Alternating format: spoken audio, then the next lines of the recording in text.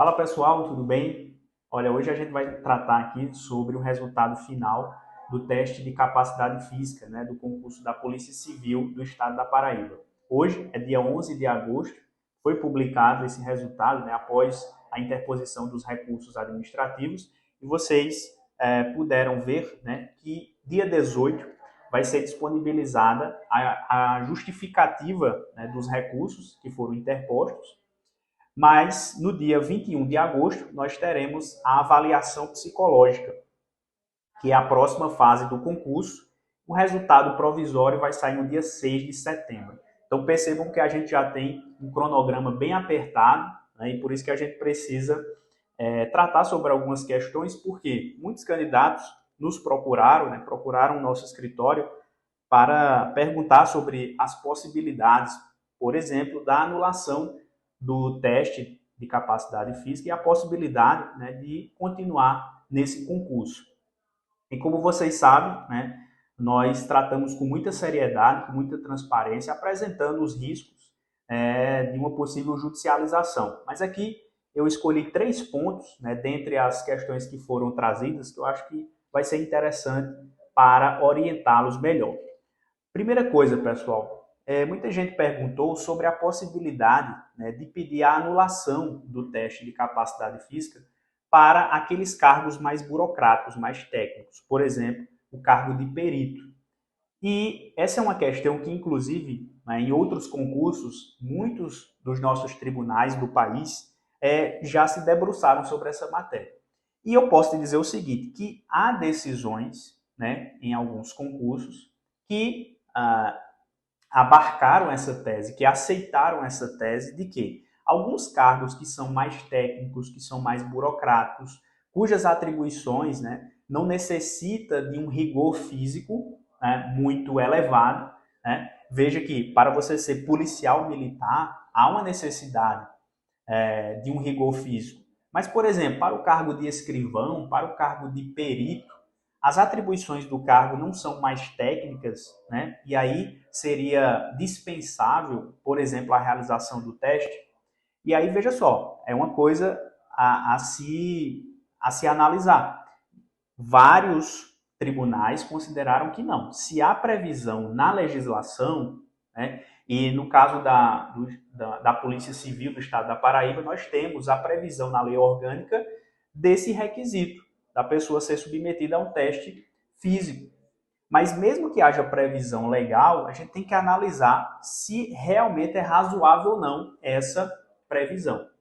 Apesar de ser muito discutível, né, existem decisões favoráveis nesse sentido em outros estados da nossa federação. E eu posso até dizer, né, no estado do Distrito Federal, nós temos decisões nesse sentido.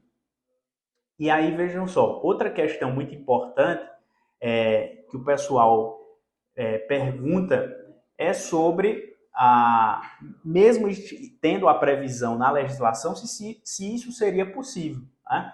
Aqui eu posso trazer de forma analógica, né, comparando com outro ponto que o Supremo Tribunal Federal já analisou, que é em relação ao requisito da idade dos concursos públicos. E o Supremo Tribunal Federal já disse, ó, mesmo que haja previsão em lei, essa previsão tem que ser razoável, ela tem que ser proporcional. Porque não se pode simplesmente criar um critério que não se relaciona muito bem com as atribuições do cargo.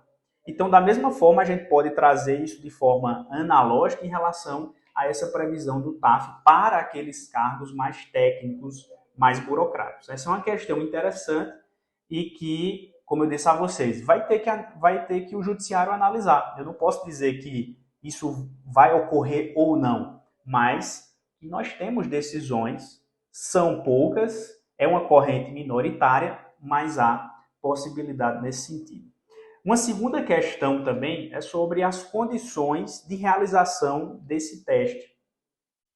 E muitos candidatos, por exemplo, realizaram a corrida, né, debaixo de um dilúvio de chuva, né, com uma pista alagada, com uma pista com buracos, né? Tiveram pessoas, né, que se acidentaram até na própria realização do teste por causa da pista e que não tinha condições satisfatórias.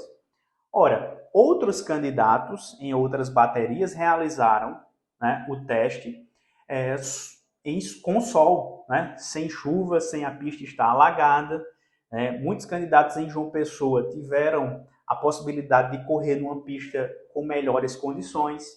E aqui o que se está em jogo, pessoal, é a isonomia entre os candidatos, né? E uma coisa interessante é que o próprio edital, no item 10.6.6, né, 10.6.6, diz o seguinte, olha a previsão do edital.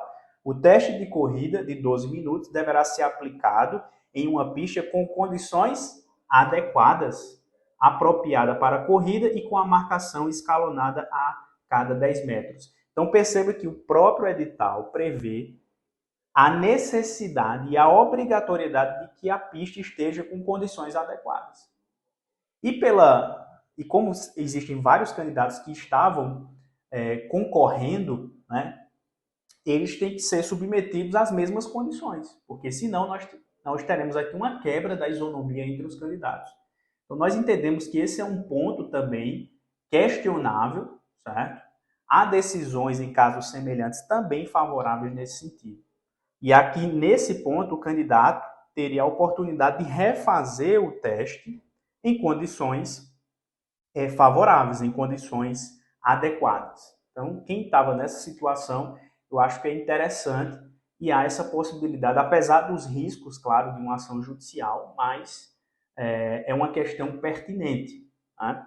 E o terceiro ponto que eu gostaria de destacar é sobre o acesso à filmagem. Porque, veja só, se você vai levar isso para o Poder Judiciário, você tem que comprovar de fato que as condições, por exemplo, climáticas, eram essas que você está alegando. Como é que você vai comprovar isso?